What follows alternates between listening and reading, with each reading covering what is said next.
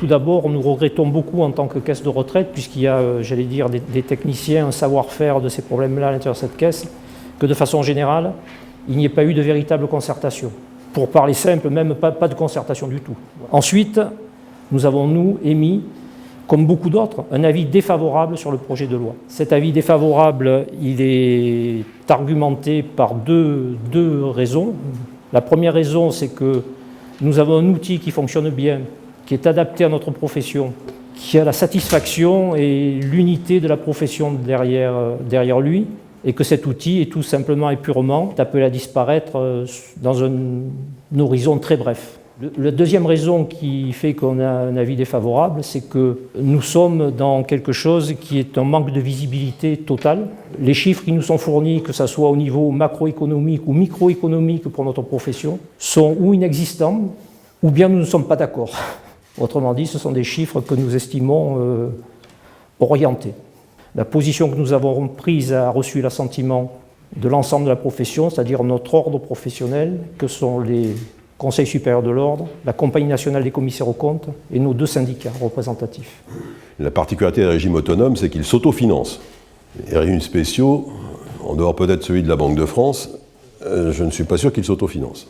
Au fil des 70 ans, et vous avez une plaquette qui retrace les 70 ans de cette maison, nous avons construit quelque chose qui correspond au profil de carrière d'un expert comptable, à la population des experts comptables, à la solvabilité des experts comptables. Nos chiffres, ils sont, vous les avez.